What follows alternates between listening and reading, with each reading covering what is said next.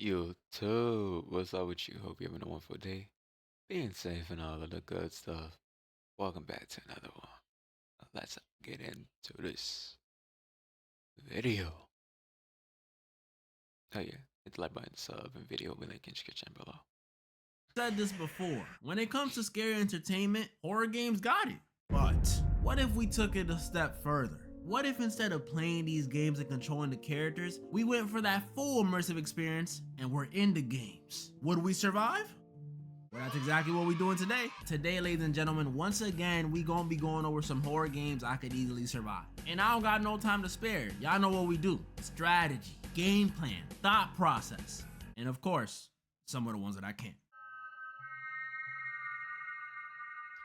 I'm surviving that A 1000%. lot of y'all may know that I've gone over this series before, but in case you don't know it, Fears to Fathom is like any other horror game series, except these games are based on true stories, and not like The Conjuring based on a true story where they exaggerate everything, like a pencil will fall and they'll be like, "It was a demon!" Nah, I'm talking real stories with real events submitted by real people, and that makes these games automatically way scarier than other games.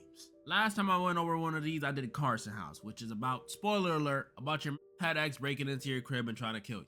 I know, relatable. So this time I decided I'll go over the latest installment of the series, Fears to Fathom, episode 5, Woodbury Getaway. In this one, we play as this girl who's planning a cabin trip with her buddies, and since it takes place in 2007 and Airbnb didn't exist yet, they rent this cheap spot through a website like back in the good old days. But on the way up there, stuff gets a little weird. First off, one of the two friends that was coming on the trip with you starts running late, so you're stuck alone with your other friend, which you may be like, "Oh, how was that bad?" The other friend is a dude, which wouldn't be a problem if he wasn't a dude who clearly likes you. Yeah, and he's not so discreet about it either. He's one of those "where my hug at" dudes. Type of dude to smell the top of your head when he hugs you and stuff. So you know, that's already bad. Then the area the cabin is in, the locals are just weird. And I'm not even saying that because they're all chopped. Like, you know, they're nice, but weirdly nice. Like, you know what I'm talking about? That ever happened to y'all? You go to another state or city and everyone there just seems off. That junk Too is scary. nice. I remember one time I was in Pennsylvania visiting a friend and we stopped at the mall and it was the weirdest thing. I'm in the mall, right? And these dudes walking past me are like What we doing? smiling at me and greeting me and stuff. Like, Alright. ugh, I thought I was in the mall, not Chick-fil-A, Alright, bro. Keep it that shit pushing. crazy. And just when you thought it couldn't get any weirder for our main character, when they arrive at the cabin,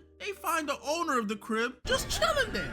Yeah, like imagine your Airbnb host is just kicked up at the spot you rented talking about some, "Oh, my bad, I was just fixing the sink." Like, are we serious? This one 99 a night gets us? Or at least that's who they thought was the owner of the crib. Because after our friend leaves to go get our other friend who was running late, we're left alone with this host. And after we receive a message from the host while he's right in front of us, we realize this guy is not the host. Yup, Woodbury Getaway is about a stranger infiltrating your cabin without you even realizing it. Which is kind of like the last one we did, but he was already in there, so it's different. But yeah, that's what we're dealing with this time.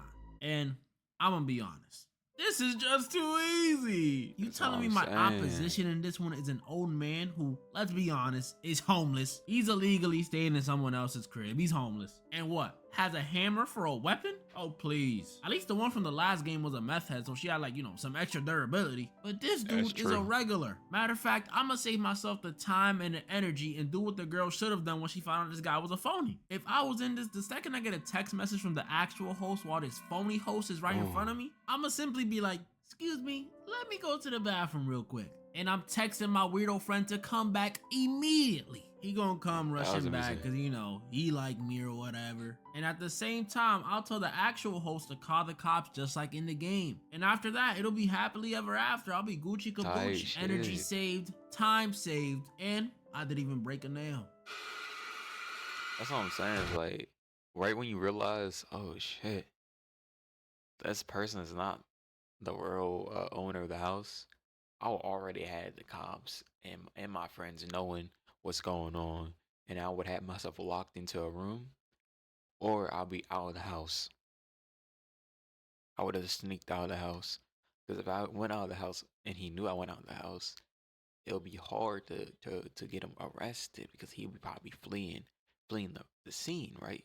So it's better to be like, oh, let me go into a room, lock the door, and hide somewhere outside the house, or hide inside the house, block off the door, to make him think he can come get me while the cops are getting closer. You know what I mean? You just gotta think a little bit. You just gotta think a little bit. I know I had to. I had to bring it back. Once again, we got 1000%. Resident Evil, but this time, Resident Evil 8. If you don't know this one takes place a few years after Resident Evil 7, where after saving our girl, we finally settled down and had a baby. Oh my goodness, Shit. can I get an applause? Can I get an applause? But although things started off good, we know something gotta go down. And this one might have one of the craziest intros to a game I've ever seen. Because within the first 2 seconds of this one, my wife, the mother of my child, the woman I hold so dear and cherish so much, gets gunned down immediately. And me and my baby both get kidnapped. Yup, and just like the last game, I'm tasked with rescuing my baby. But instead of it being from a Louisiana home, it is a whole castle. Yeah, just keep the baby, bro. At this point, I'ma just do a full reset. Do you know what I went through in Resident Evil 7 to get my girl back? Just to see her get mowed down right in front of me? Yeah, just keep it, bro. I already dealt with them hillbillies. You think I'm gonna go and rescue someone from a castle now? What you think I look like, Mario? I don't even know that baby that well for me to go face off against a freaking fish monster, a doll maker, yeah, I know how I feel about dolls, a lady who's practically a vampire, which I don't mind this one that much. And no joke, a dude who can manipulate metal. Yeah, they got me facing off against freaking Magneto. And that ain't even... And I'm not gonna lie to you. You beating him is so bullshit. Like, that was so plot. So plot. Like, you can't tell me otherwise. This man's basically Magneto. He's over there floating on metal. He's over there, has you blocked and like bent metal. For him to transform into like a metal Hux, like something like the metal Titan, and still losing is insane to me. And not only that, for him to need to transform is insane to me.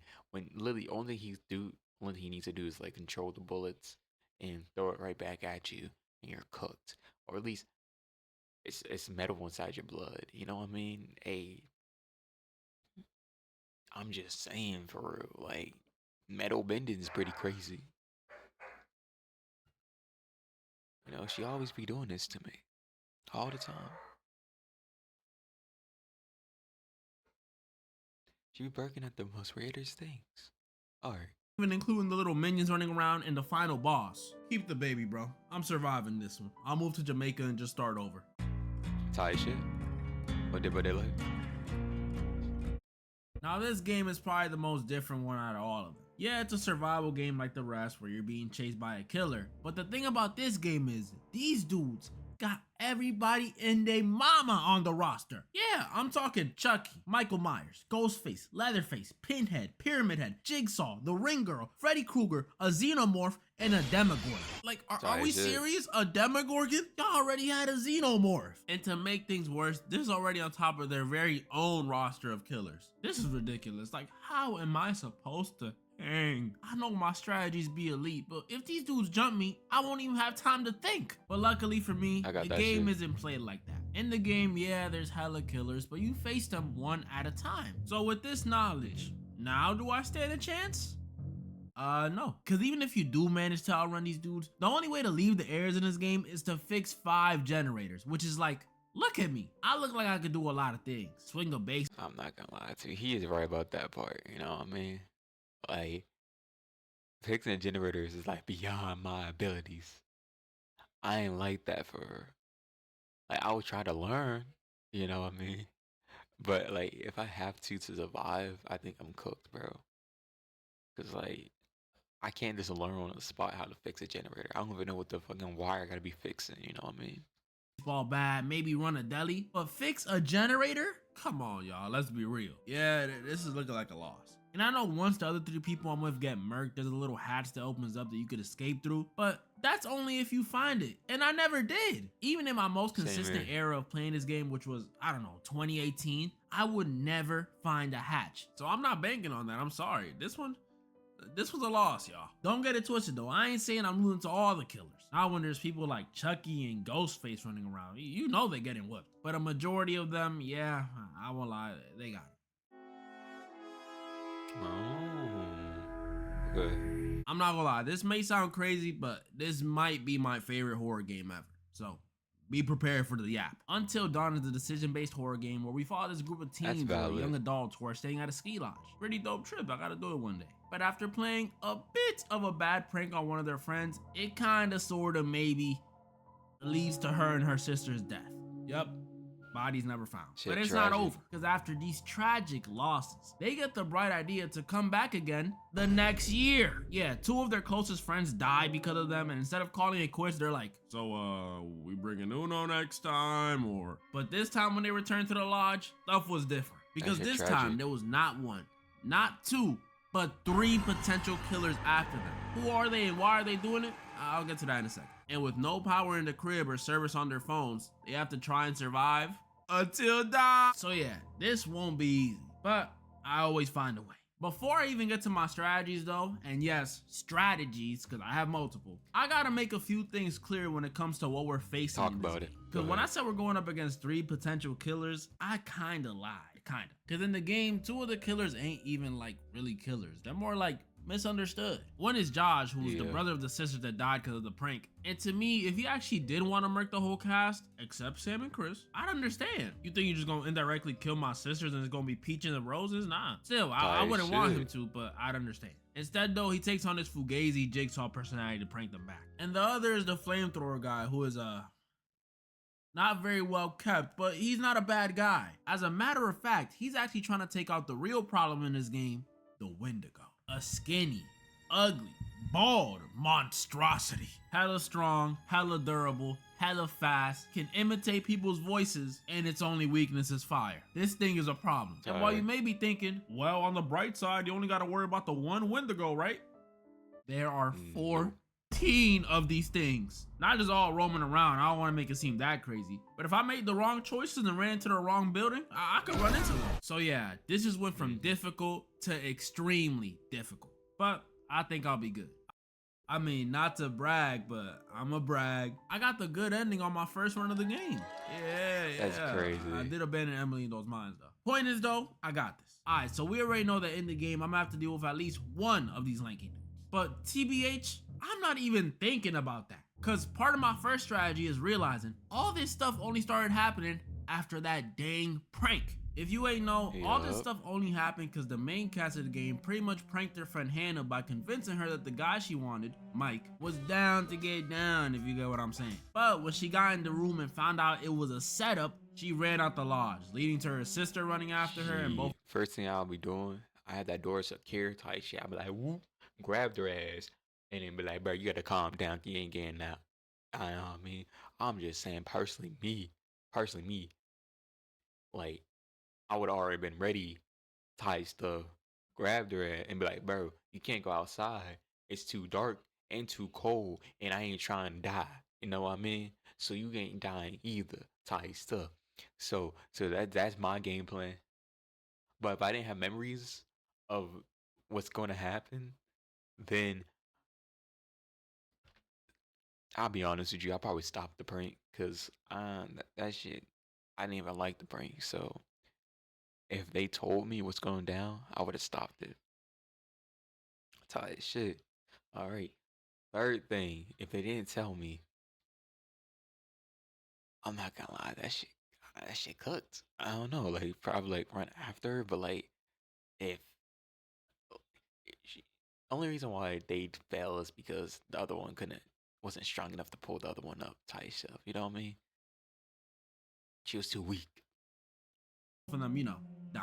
And this junk pisses me off to this day, cause bro, talk about over dramatic. I understand they pranked 1000%. you were humiliated, you were embarrassed, but running out into the snowy woods with no coat Honestly. during a blizzard? What you think? You in a movie? Oh, here he goes blaming the victim. Is Hannah really that innocent though? Really? I'm not saying what happened to her was deserved. I'm not saying that. But she didn't think That guy she liked wasn't like some rando or something. It was one of her best friend's boyfriend. And I can only speak for True. guys. I don't know if ladies got something like this. Y'all can let me know if y'all True. do. But guys have a rule for these situations. And it goes something like this. You don't do that. So honestly, a prank is calm compared to what I've seen other people get for doing the same thing. But I will say, where they dragged it was the whole recording thing. was like, mother, is that a selfie stick? The point is, all this happens because these dudes wanted to prank her and record her. Whether Hannah was being over dramatic or was innocent or whatever. He's right though. She was trying to get with one of her friends' boyfriend. Hey, that shit crazy. You know, your friend's boyfriend trying to get with your friend's boyfriend is crazy work. Doesn't matter He's in this cooking. situation. Because if I was in the He's game, cooking. this wouldn't happen at all. And that's my first strategy. If I was in the game, I would have caught off the prank. Put the selfie stick down, Matt. All of this could have been prevented if they just had a simple conversation. Same here. And the funny part is, the girl who orchestrated this prank wasn't even the girl that was dating Mike. It wasn't Emily, it was Jessica, the girl who ends up taking Mike from Emily later. So what was the point in all this? That's like me snitching on you because you attempted to go rob a bank and then I go rob that bank. Yeah, strategy one, I'm calling off the prank. Even if I didn't know this other stuff, bullying is just not in my nature. Unless I'm on the game, I'm a pretty nice guy. But let's say all this stuff still does happen and I come back to the cabin the next year with the whole crew. How am I gonna deal with Josh playing Fugazi Jigsaw in a window? Well, that's also pretty simple. Here comes my second strategy. We know that Josh only got a chance to play Psycho Killer so well because he was left alone with only 2 people. But if I'm there, not a single person is leaving that crib on my watch. It's true. I don't care how bad Jesse and Mike want to get one in or how bad Emily wants to get her bag. No one is leaving the lodge until we get them lights on. Once we do, they can go die in the mines or on the mountain if they want to. But until then, ain't no one leaving. And with everyone forced into the crib, Joshua over here won't risk doing any of that stupid jigsaw stuff. Oh, but what about the Wendigo? You don't even gotta worry about that, because this plan kills 2 birds with 1 stone. Because after we get the lights on, the Wendigo won't even come near the crib. Why? Well, because from what we know, they only hunt at night. Meaning, the light during the day probably affects their vision. Meaning, a huge source of light like this house would be a turn off for the Wendigo. Meaning, we good. Wendigo gonna have to hold another L. She ain't eating me. It's just that easy, y'all. It really is. He's cooking. Oh, A lot of y'all asked for this one. Mouthwashing is a horror game where we follow this crew aboard a spaceship who are stranded after some idiot on board caused their ship to crash. And with no one coming to save them and barely any supplies, they try and hold out with nothing but a little bit of hope and hella mouthwash. Boom, we got the whole setup. Now before I continue, let me just say, this game is one of the most disturbing pieces of media I've ever experienced. Like, I don't know why I only thought movies could get this disturbing, but this game got it. And just like Dead by Daylight, this game is different than the rest of them. And not because of some difficulty thing, although it is pretty difficult. The thing with mouthwashing is, throughout the whole game, we're always the bad guy. If we're not playing as Jimmy, who, if you don't know, might as well be the devil. Like, he's a terrible guy. And an idiot. Actually, the same idiot who crashed the spaceship. We're playing as Curly, who obviously isn't as bad as Jimmy, but bro, this man is the GOAT of doing nothing. I just can't be either of the main characters in this game. I refuse to. So for this scenario, let's just say I'm a part of the crew instead. What am I gonna do to get out this situation? I mean, what can I do? The ship is destroyed. We don't got much besides mouthwash. And if we step outside, it's space. So we're dead. What I will do though, even if I am gonna go out, I'm not gonna let this bum, stupid Jimmy waste any more of our precious oxygen on his ship. Forget all these time skips. Day 0 after the crash, me and Swansea paying Jimmy over here a visit and packing him up. After that, me and the rest of the crew could just slowly go out, because hey, at least Jimmy's gone. Mouthwashing though, yeah, this is a loss. 1000%. Oh no, Parasocial is another Chili as Art horror game just like the first time around, but instead of playing as a barista, this time we play as a female streamer. Yup, all my Discord members, your dream has finally been fulfilled. Derica FDB is finally real, kitty headphones and all. But being a female streamer ain't all sunshine and rainbows. Cause yeah, I already know some of y'all gonna be like, what you mean? You could just boot up a hot tub stream and run up some donos. Nah, it ain't that sweet. I mean, I could do that. But my point is, there's things that come with it. Whether you're playing into the meta or just being regular, as a female streamer, you gotta be careful. Cause them same dudes donating, spamming W's, you know, tier 3 sub for 4 years, could be the same ones thinking you their girlfriend and following you home. And that's exactly what this one's about.